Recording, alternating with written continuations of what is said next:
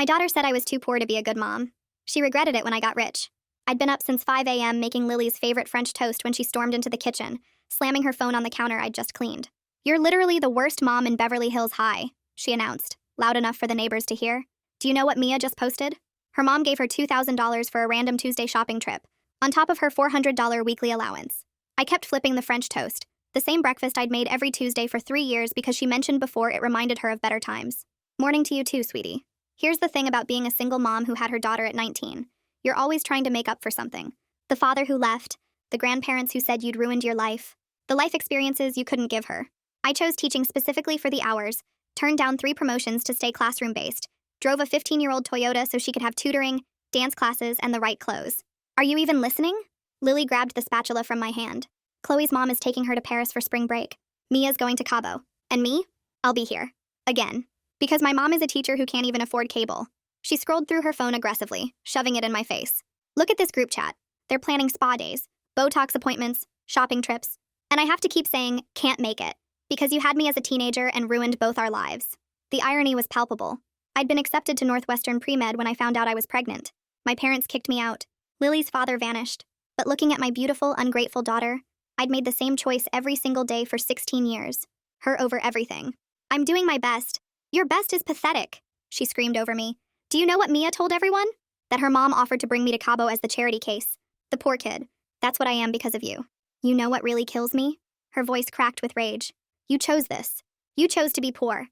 Those moms love their daughters enough to work hard, to provide, to make something of themselves. You just gave up." Something inside me shifted. Maybe it was exhaustion from 16 years of sacrifice. Maybe it was the way she said, "chose to be poor," like I hadn't chosen her every single day. "Fine," I said quietly, setting down the French toast. "You want what Mia has? You'll get exactly what Mia has. Every single thing she gets." She instantly ran upstairs, FaceTiming her friends about her upcoming glow-up and how she'd finally fixed her cheap mom. Monday morning, I was gone before Lily's alarm went off and left $400 on the counter. My phone buzzed at 7 a.m. halfway into my shift. "Oh my gosh, Mom! I knew you'd pull through." That afternoon, I got a text that would have broken my heart 6 weeks ago. "At mall with Mia. Using Uber. Don't wait up." The first real crisis came 2 weeks in. I was teaching an evening class when my phone lit up with texts. "Mom, please come home. I need you. Jake broke up with me." 2 months ago, I would have left work immediately. But Mia's mom didn't leave her law firm when Mia's boyfriend cheated. She gave her money for shopping therapy. I transferred $200. "Treat yourself." This is what Mia's mom did last month. The typing bubbles appeared and disappeared for 3 minutes. Finally, "When are you coming home?" "I'm working. To give you what you wanted." Week 3 brought parent-teacher conferences. I'd circled the date in red on our kitchen calendar every year since kindergarten. This year, I scheduled tutoring clients instead. My phone exploded during a session. From Lily's counselor. "Ms. Williams, we really needed you here today. Lily's college essays are concerning. She's never missed a deadline before this month." That evening, I found her college essay draft on the kitchen table. The prompt was, "Describe a challenge you've overcome." She wrote about feeling like no one was there when she needed it most. I left $400 on top of it and went to bed. But the real breaking point was her sweet 16. Friday afternoon, while I was teaching, she texted, "Can you at least come to my birthday dinner tomorrow? 7 p.m. at Nobu." "Nope, I'm working. But there's $250 in my dresser for your party." Mia's mom missed her sweet 16 dinner too. She just left me on scene. On the night of her birthday, I came home at 10 p.m. to find her in her party dress on the kitchen floor. Mascara everywhere. "No one came to my birthday." The waiter sang to an empty table. Her voice cracked, and she said the words I'd been waiting to hear all along. I lowered myself onto the cold kitchen floor next to her, my knees cracking as I bent down. My heart was beating, so hard I could feel it in my throat. Lily looked up at me with red, swollen eyes. Mascara streaked down both cheeks in dark lines, and she whispered something so quiet I almost didn't hear it. "I just wanted you." The words hit me somewhere deep in my chest, like someone had reached in and squeezed. All the anger I'd been carrying for weeks, all the hurt from her calling me pathetic and saying I'd ruined her life, it was still there. But underneath it, I felt something else. Relief, maybe. Or recognition. Because I'd been waiting to hear exactly that, even if I didn't know it until this moment. I didn't say anything right away. Every instinct in my body wanted to apologize, to promise I'd fix everything, to go back to making French toast at 5 a.m. and driving her everywhere and saying yes to whatever she needed. But that's what got us here in the first place. Me giving and giving until there was nothing left, and her taking without ever seeing what it cost. So instead, I just stayed quiet for a long moment, listening to her cry, and then I said 4 words. "I'm here right now." We sat together on the cold tile floor in silence while she cried harder, her shoulders shaking, and I put my hand on her back but didn't try to make it better with words. After about 20 minutes, she wiped her face with her hands and asked if we could talk tomorrow when she was calmer. I agreed that was probably better than trying to solve everything tonight when we were both exhausted and emotional. I told her no Uber money tonight, but I'd drive her to the school in the morning. She nodded without arguing, which was new. She got up slowly, her party dress wrinkled and stained with tears, and went upstairs to her room. I heard her door close softly, not slam. That night, I lay awake in bed staring at the ceiling, replaying the past month in my head like a movie I couldn't turn off. I saw myself leaving money on the counter instead of making breakfast, transferring $200 when she needed me after the breakup, missing parent-teacher conferences I'd never missed before, putting $400 on top of her college essay instead of reading it, missing her birthday dinner. Every single choice I'd made to prove my point, to teach her a lesson about what it felt like to have money but no mom. And it worked. She learned. But somewhere along the way, I forgot I was supposed to be her mother, not her punishment. I'd been so focused on making her understand what she'd thrown away that I actually threw it away myself. The experiment proved my point but damaged my daughter in the process, and lying there in the dark, I finally saw that clearly. The next morning was awkward and quiet as I drove Lily to the school. Neither of us knew how to start the conversation we needed to have. She stared out the window at the houses going by. I kept my eyes on the road. The silence felt heavy but not angry, just uncertain. Before she got out of the car in the drop-off line, I said we needed to make a real plan after school, not just me throwing money at her or withholding it. She agreed and closed the car door without her usual slam. At work, Danielle Franks pulled me aside during my planning period. She closed her classroom door and asked if we could talk. She said she'd noticed I'd been distracted lately and missed some grading deadlines, which wasn't like me. Her voice was concerned, not angry, and she asked if everything was okay at home. The question made me realize how much this situation with Lily had affected my job performance. I'd been so focused on the money and the tutoring and proving my point that I'd let my actual teaching slip. I admitted to Danielle that I'd been taking on too many tutoring clients and dealing with family issues. She listened without interrupting and then warned me that burnout helps no one. She suggested I might need to cut back on the extra work temporarily to get things stable at home. The idea terrified me financially because that tutoring money had been covering Lily's new expenses, but I knew Danielle was right. I couldn't keep working evenings and weekends and still be present for my daughter. Something had to give.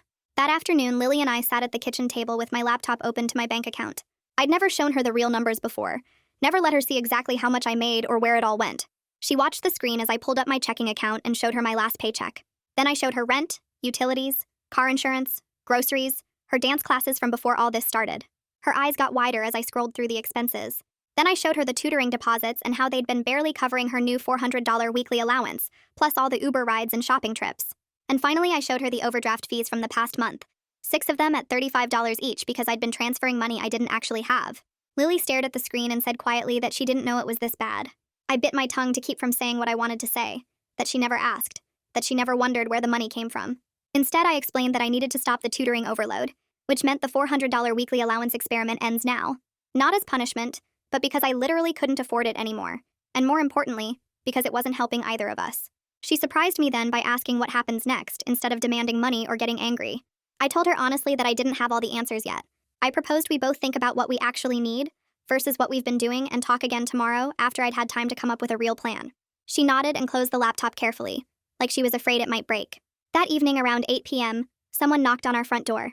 I opened it to find Louis Stanley from next door, holding a casserole dish and looking uncomfortable.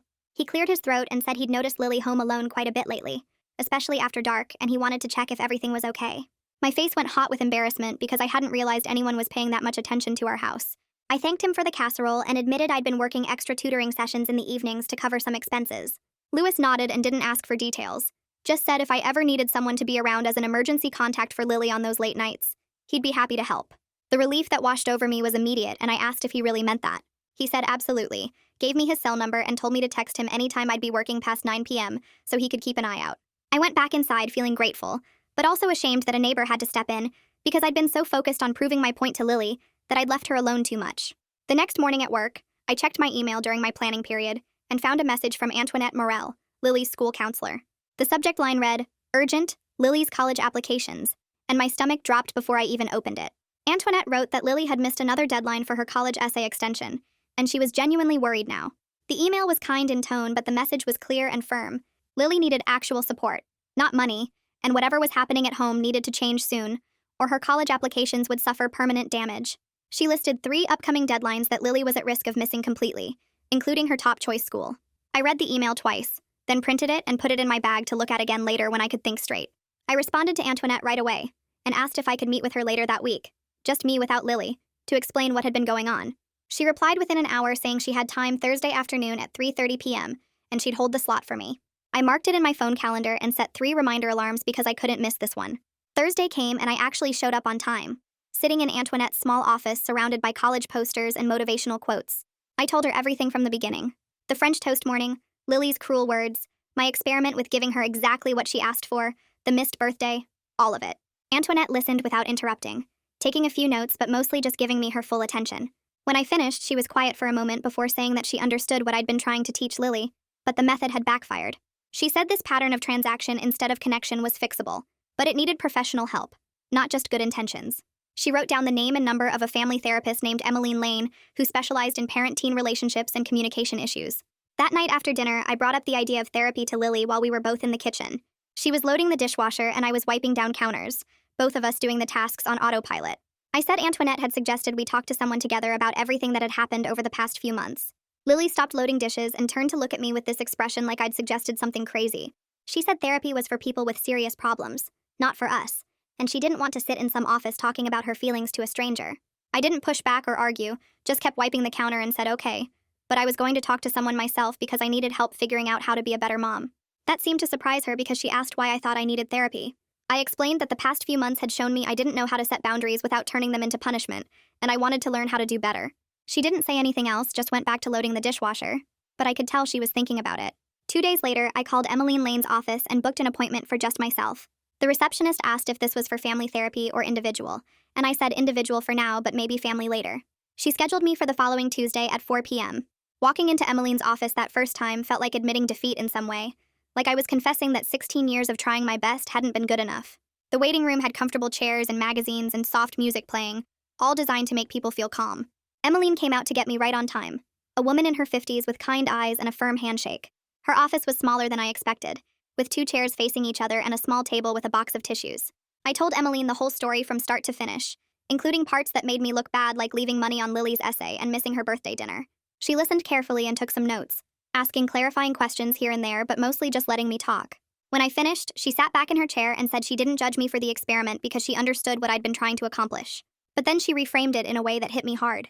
She said I'd been trying to teach Lily that money wasn't love, but I'd done it by withholding both money and love at the same time.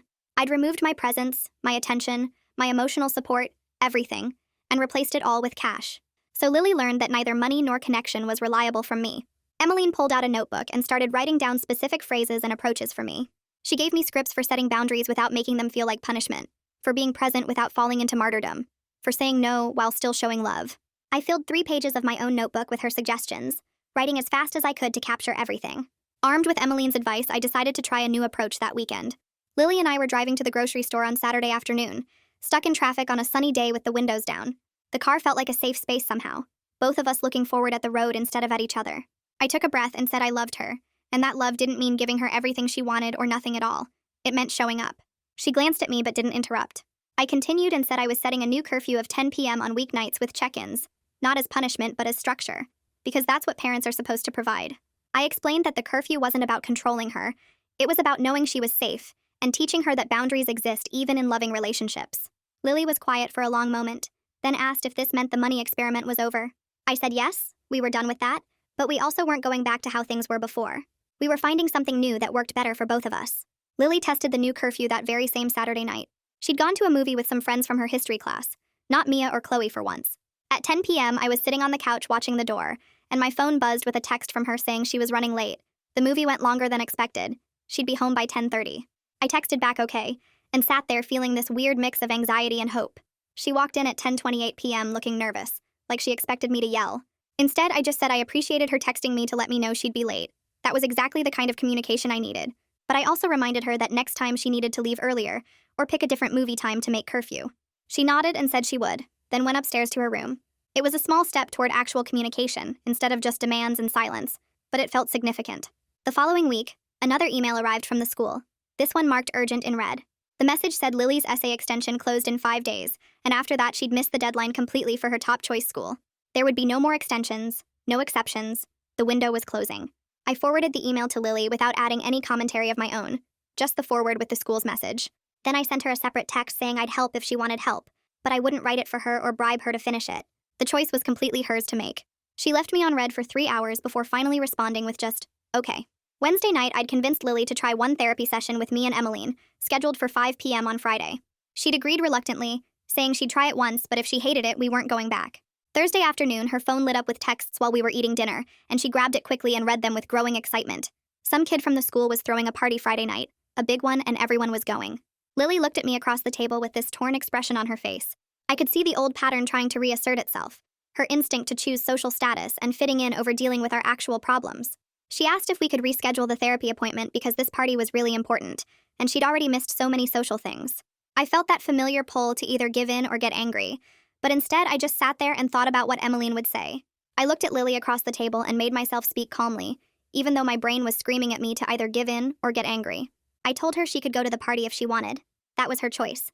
But I needed her to understand something first. If she picked therapy tonight, I wouldn't bring it up later as proof she made the right choice or use it against her somehow. And if she picked the party, I wouldn't guilt trip her about it or make her feel bad. But the therapy appointment wouldn't get rescheduled for another 2 weeks because Emmeline's calendar was packed. I watched her face as she processed this, saw her chewing her bottom lip the way she always did when she was thinking hard about something. She asked if I was serious about not rescheduling, and I nodded. Then she grabbed her phone and texted someone quickly before looking back up at me. She said she was going to the party, her voice defensive like she expected me to argue. But I just said okay, and started clearing the dinner plates. She sat there for another minute like she was waiting for the fight, then went upstairs to get ready. I heard her leave around 8, the front door closing softly like she was trying not to remind me she'd chosen the party over working on our relationship. I sat on the couch with a book I couldn't focus on, and tried not to check my phone every 5 minutes. Around 9:30 my phone buzzed and I grabbed it expecting some emergency, but it was just Lily saying she'd be home soon. I texted back okay, and went to the kitchen to make tea, the kind she used to drink when she was little and couldn't sleep. She walked in at 9:45 looking completely deflated, her makeup smudged and her shoulders hunched forward. I asked what happened and she dropped her purse on the counter and said the party was fine. Nothing dramatic, but she left early because she couldn't stand being there anymore. She explained that Mia and Chloe spent the entire time talking about their spring break trips, showing everyone photos and videos from their phones and making plans for summer in the Hamptons. Lily said she realized something while watching them, that she didn't actually enjoy being around them anymore. They just made her feel bad about herself, and like she was constantly failing some test she didn't sign up for. She admitted she didn't know how to step away from the friend group though, because they'd been her whole social life for 2 years, and she'd built her identity around fitting in with them.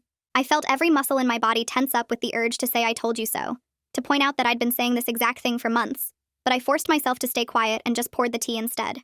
I handed her the mug and sat down next to her at the table, close enough that our shoulders almost touched. She wrapped both hands around the cup and stared into it like the tea might have answers, and I just sat there with her while she processed everything. After a few minutes, she started talking again, saying she felt stupid for not seeing it sooner, for thinking those girls actually cared about her, when really she was just the charity case they kept around to feel better about themselves. I listened without interrupting, without trying to fix it, or make her feel better with empty reassurances, and something shifted between us. It was the first real conversation we'd had in months that wasn't about money or what I was doing wrong, just her talking and me listening like we used to do before everything got so broken. The next morning, I woke up with my stomach in knots because Danielle was observing my class today as part of her concern about my performance. I got to the school early and checked my lesson plan 3 times, organized my desk, made sure every handout was perfect. She slipped into the back of my classroom right as the bell rang and I tried to teach like normal, but I kept catching myself looking at her to gauge her reaction. The class went fine. Nothing amazing, but nothing terrible either. And when the students left for lunch, Danielle came up to my desk with a thoughtful expression. She said my teaching was still strong. That wasn't the problem. But she could see I was running on empty and it was starting to show in small ways. She suggested I drop 2 of my tutoring clients to free up predictable evenings for family time. Not as a punishment, but as a way to prevent actual burnout. I started doing the math in my head immediately. 2 clients meant losing about $800 a month and my chest got tight thinking about it. But I looked at Danielle's concerned face and thought about Lily sitting in the kitchen last night finally opening up to me, and I knew she was right. The extra money was costing me my daughter in ways that couldn't be measured on a bank statement. I told Danielle I'd do it, and she squeezed my shoulder before leaving, and I spent my planning period sending emails to 2 families explaining I couldn't continue tutoring their kids.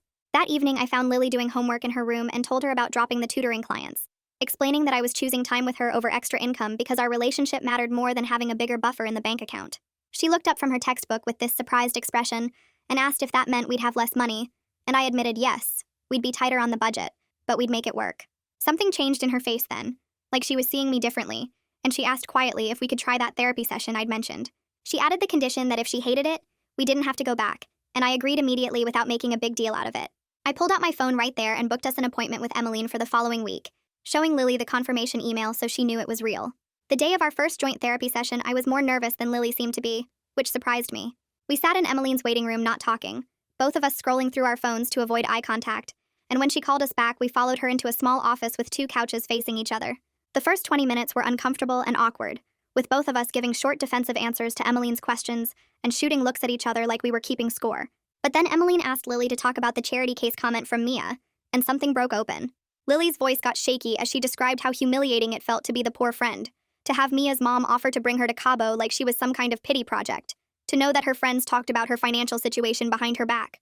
I sat there listening without interrupting, without trying to fix it or defend myself or explain all the reasons why we didn't have money for expensive trips. I just let her talk and really heard what she was saying, that she'd felt ashamed and less than for years, and had taken it out on me instead of dealing with the actual problem. Emmeline nodded and took notes, then asked us both what we wanted to get out of therapy, and for the first time we gave honest answers instead of defensive ones. Near the end of the session, Emmeline gave us homework. She wanted us to review our budget together honestly, so Lily could see the real numbers, and she wanted us to establish one weekly non-monetary ritual we'd both commit to. Lily looked skeptical but said she'd try to. I felt a tiny spark of hope that maybe we could actually fix this. That weekend, we sat down at the kitchen table with my laptop open to my bank account and all my bills spread out in front of us. I walked Lily through every expense in detail, showing her the rent payment, the car insurance, the groceries, the utilities, the student loan payment I'd been making for 16 years. I showed her the overdraft fees from the past month, 4 of them at $35 each because I'd been trying to keep up with her $100 weekly allowance on top of everything else. She stared at the numbers with her mouth slightly open, and I watched her do the math in her head. She said quietly that she never thought about money as finite before, like there was just money, and you either had enough or you didn't. But seeing it all laid out like this made it real in a way it hadn't been before.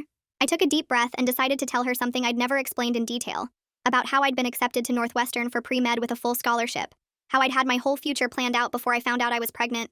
I told her about my parents kicking me out, about choosing to keep her even though everyone said I was throwing my life away, about picking teaching specifically because it gave me summers and afternoons with her.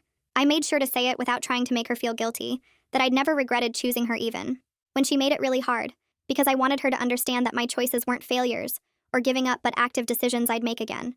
She started crying and reached across the table to grab my hand, and we sat there like that for a long time while the budget spreadsheet glowed on the laptop screen between us. She pulled her hand back after a few minutes and wiped her eyes with her sleeve, then looked at me with this expression I hadn't seen in years, like she was seeing me as an actual person instead of just an ATM or a disappointment. She asked why I never told her about Northwestern before, why she had to find out like this when she was 16 instead of knowing her whole life. I closed the laptop and thought about how to explain it without making her feel worse than she already did. I told her I didn't want her growing up thinking she owed me anything, or that she ruined my life, because she didn't ruin anything. I chose her every single day, and would do it again. But maybe keeping it secret made her think I just gave up on myself instead of making an active choice to build a different life, one where I could be there for her instead of buried in medical school debt and residency hours. She nodded slowly and said she wished she'd known because it would have helped her understand why I made the choices I did, why I picked teaching and stayed in the same position and drove the old car.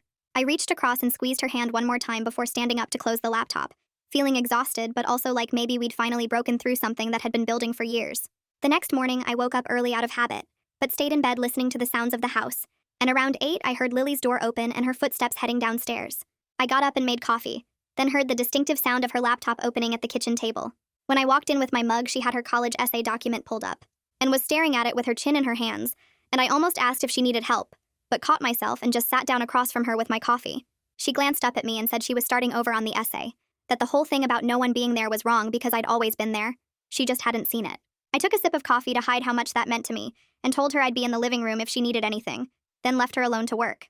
Over the next few hours, I heard her typing in bursts, then stopping, then typing again, and I forced myself not to check on her or offer suggestions. By afternoon, she closed the laptop and went upstairs without showing me what she'd written, but the fact that she'd worked on it seriously for the first time in weeks felt like progress.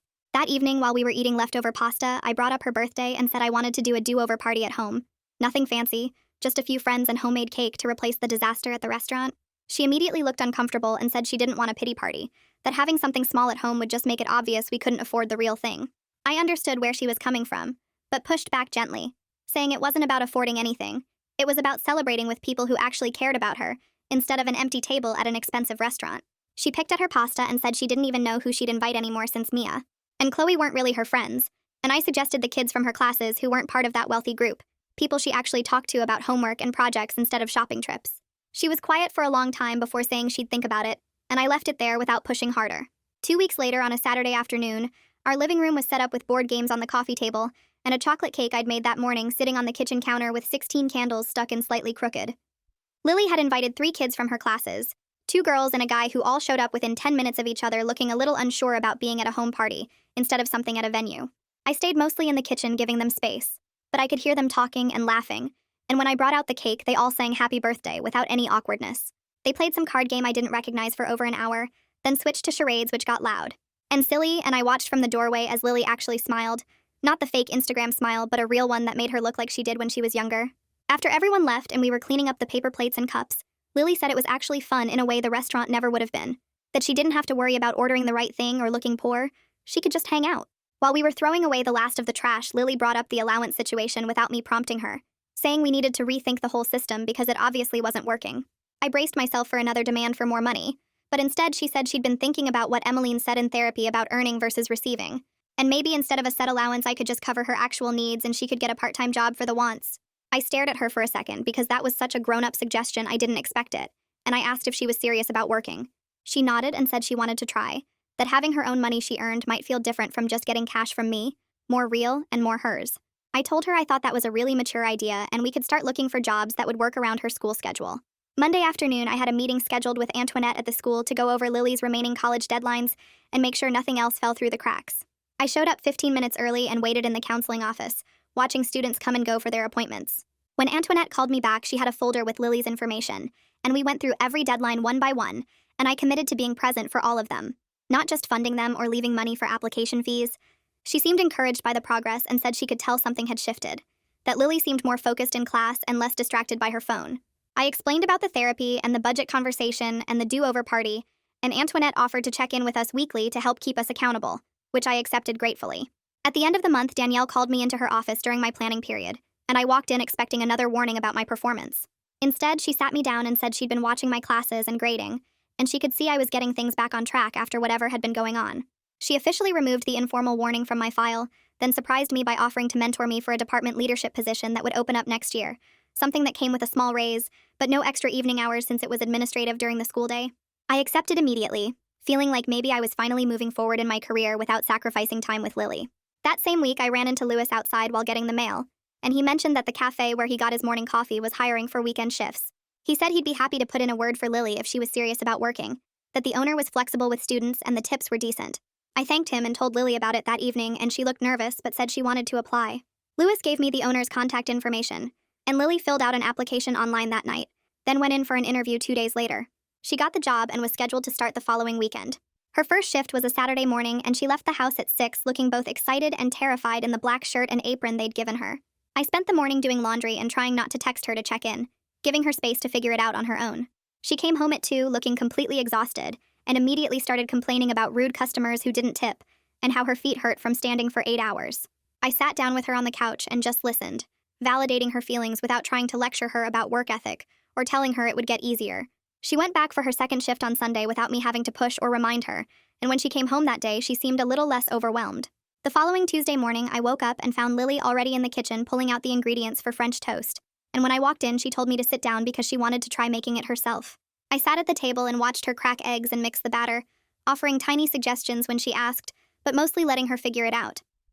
We ate breakfast together and talked about small things, her upcoming chemistry test, and a new show she was watching. Nothing deep or intense, but just normal conversation. The next Tuesday, we did it again, both of us cooking this time, and it became our thing without us officially deciding it.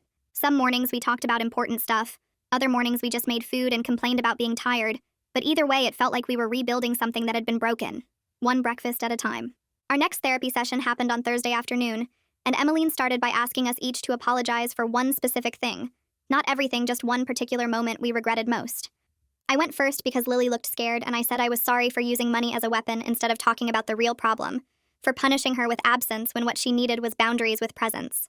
Lily picked at her nail polish for a full minute before she spoke, and then she apologized for calling me pathetic, and saying I chose to be poor, admitting she knew exactly how much those words would hurt me, and she said them anyway because she wanted me to feel as small as she felt around her friends. Emmeline asked us to sit with that for a moment.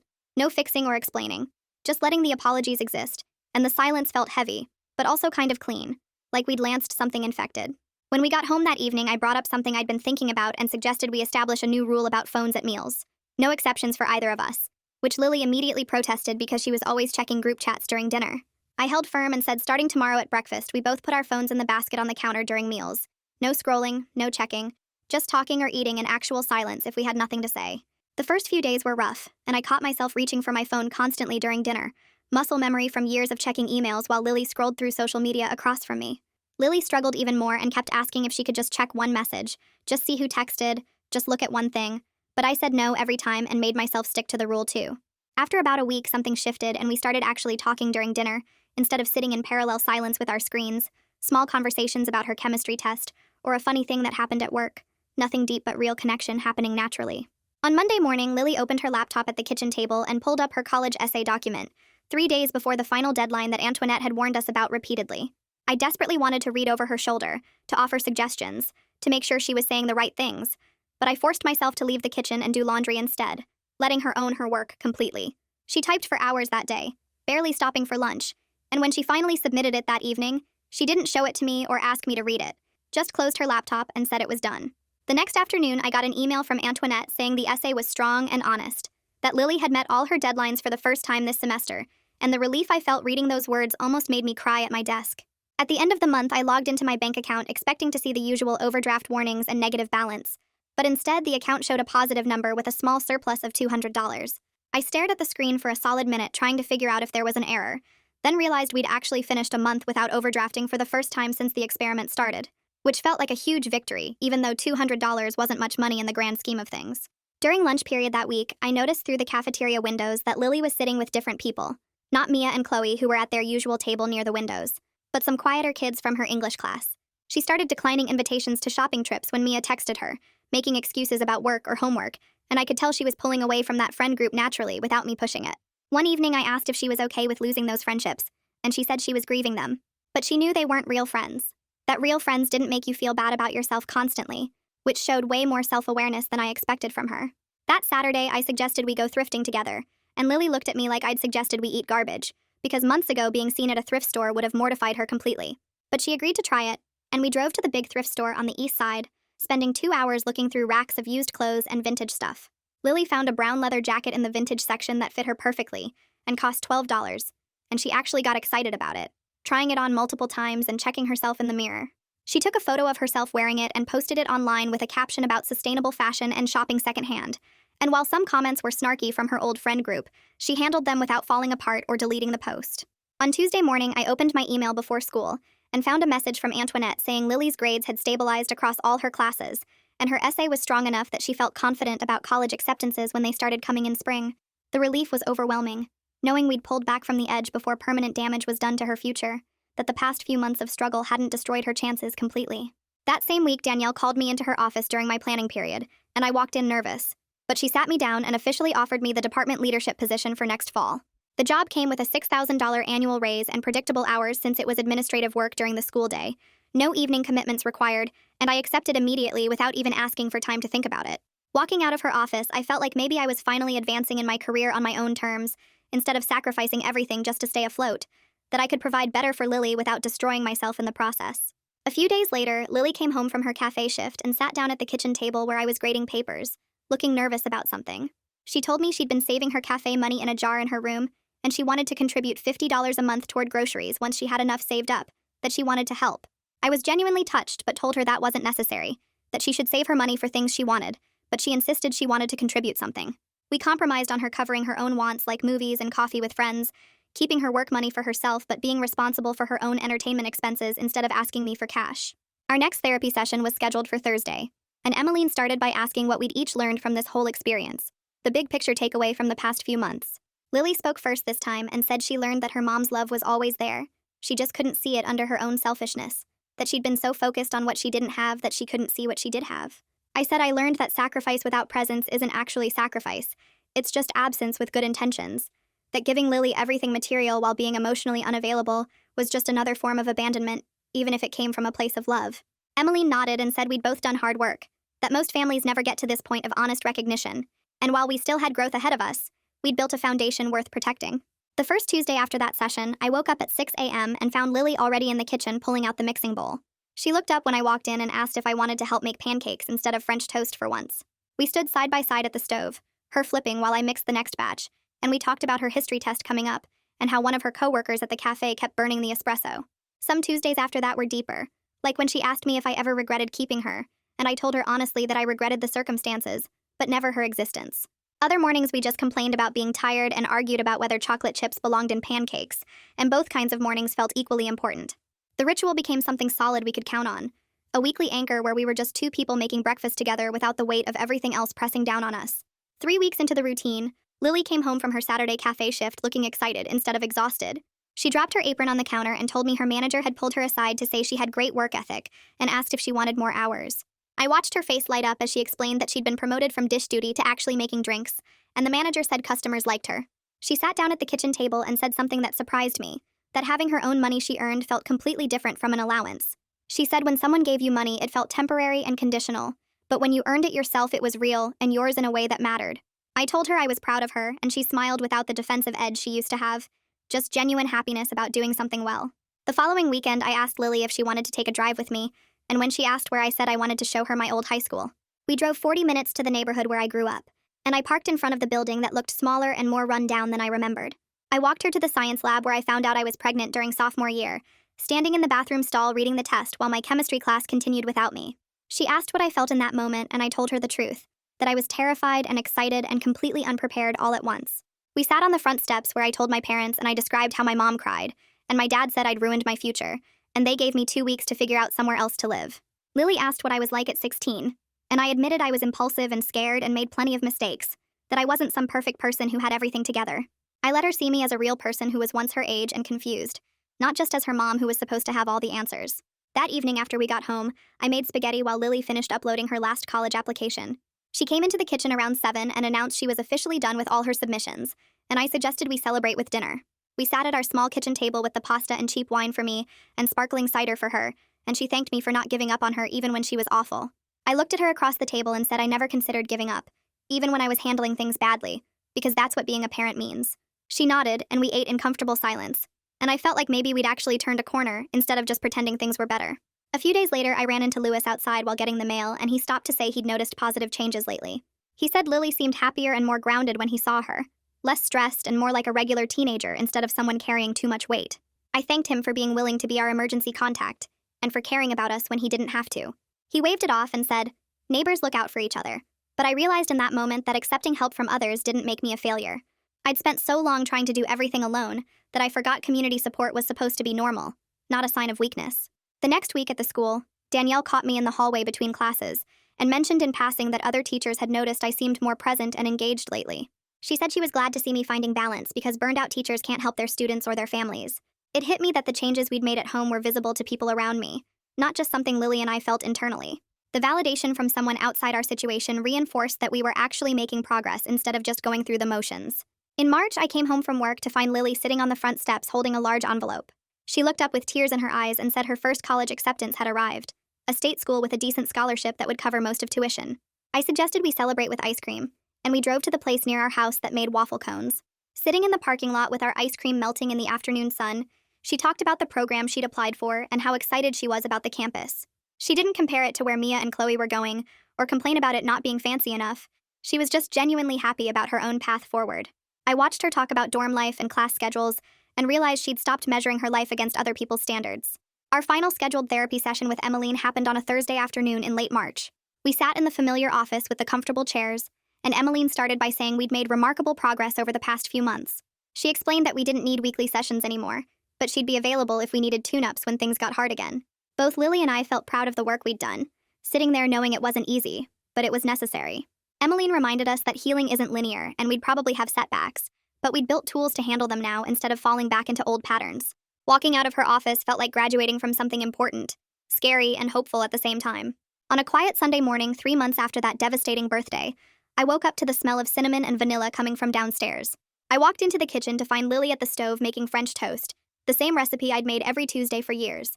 She looked up when I came in and plated a portion for me, then pointed to the kitchen table and said, "Sit down." She had this. My eyes filled with tears watching her move around the kitchen with confidence, remembering how to flip the bread at exactly the right moment and how much cinnamon I liked. She brought both plates to the table and sat down across from me without her phone, just the two of us and breakfast. We ate together in comfortable silence, the kind that doesn't need filling with conversation or distraction. I looked at my daughter across the table, really seeing her for the first time in months instead of seeing my fears or failures reflected back. She wasn't perfect, and neither was I. But we were connected again in a real way. Not through money or guilt, but through genuine effort and love, through showing up and doing the work even when it was hard. The road ahead would have challenges, because life always does, but we were finally facing them together. Not with me sacrificing everything while she took it for granted, and not with cash as a substitute for actual presence. Just two people who loved each other learning how to do it better, one Tuesday breakfast at a time, and that made all the difference in the world. That's the end of this story. Thank you for being here and sharing a few minutes with me. I hope it brought something good to your day, or at least made you smile. Subscribe if you want to keep this little circle of kindness going.